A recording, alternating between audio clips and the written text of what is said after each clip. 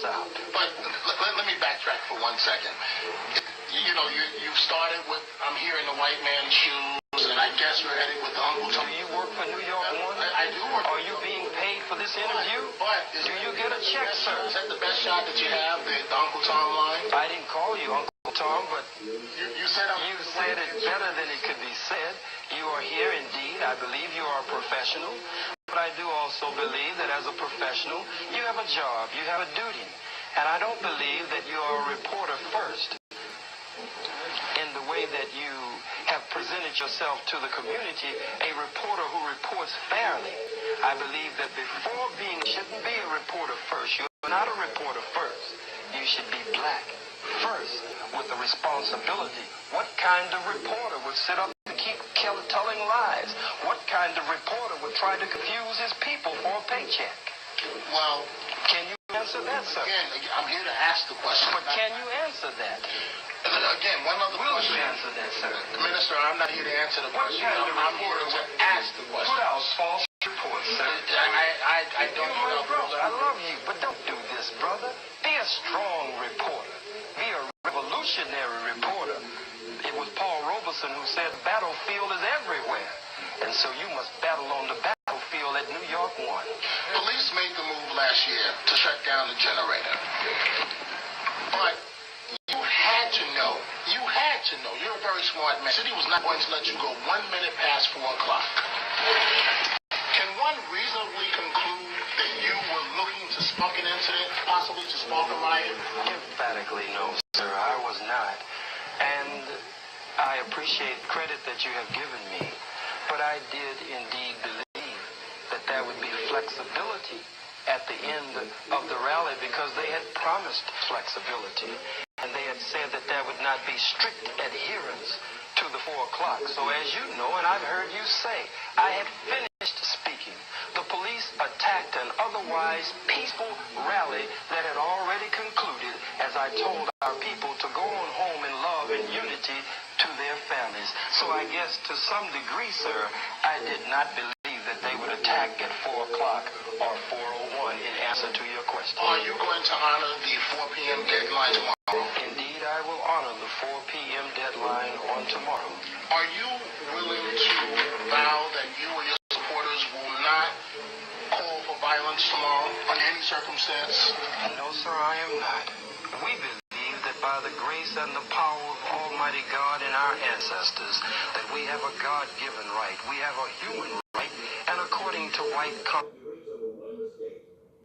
statement, that it was a statement in self-defense, and certainly in the Second Circuit Court and the Court of Appeals, Judge Chin and the higher court determined that my words were indeed words spoken in self-defense and self-defense only. But what kind of leader uses those words when there are people's lives at risk? A strong leader, a bold leader, an uncompromising and then the type of leader that as soon as the stuff hits the fan, he leaves. Well, you know that I didn't leave, but you are playing the devil's advocate, as you do so often. You're sitting here in the place of the white man, saying what the white man wants you to say. You've seen in the newspapers, in the Post, in the Daily News, me in the middle of the police and the security holding me back. It was impossible to leave. I've even heard the lie that I left in a white Mercedes-Benz, which was early in the morning at 9 a.m. when I went to Federal Express. The police froze all vehicles behind the stage. No vehicle was allowed to leave that day. And as I faced the Klan and Texas dragged our brother to his death, that is the way I faced them that day.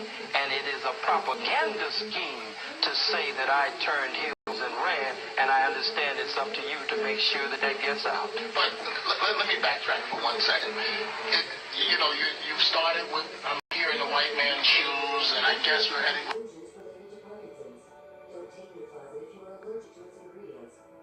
Oh, child, Lord have mercy. Here come the cracker man. He's the one who cracks the whip to keep you in line. Okay, well, what is, besides the... And the so-called Jews, I say so-called, not in mockery, Brother Dominic. I'm not playing to any cameras. They are the so-called Jews because we are the true Jews, the true Hebrews, right has been stolen by them. We are the true ones that fulfill Bible prophecy and scripture. Isn't it a fact that you know by throwing out those terms you're guaranteed press coverage? I'm not throwing out terms. I'm fighting age-old enemies, and I'm planting seeds in the minds and hearts of the youth and the masses of my people that we will not make the same mistakes again. As they say in the so-called Jewish community, never again. Never again. What happened in your life that gave you your personal experience, your perspective on Jews in your lifetime? Study, experience, living, studying the teachings of Dr. Yosef ben Yachanan, studying the teachings of Dr. John Henry Clark, studying the Most Honorable Elijah Muhammad, Minister Malcolm X, the Honorable Marcus Mosiah Garvey, and Dr. Louis Farrakhan, Dr.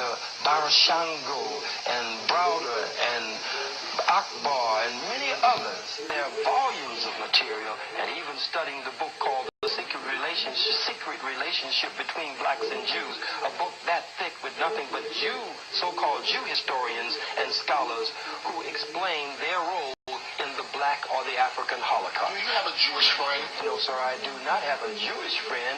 I am the Black Jew. I am the Black Hebrew. I am a member of the family of the Black Hebrew Israelites. But if you're asking me, do I have a white so-called Jew friend who is not in that line of Semites, so I can't be anti-Semitic? Did you know that there are Semites in Africa? Did you know that there are Semites in Asia? That there are some Semites so black, purple black, and beautiful? These are people using a political term, anti-Semitism, when it's really anti-Kemitism and anti-black program. Let me ask you this, and maybe you'll answer it and not attack me.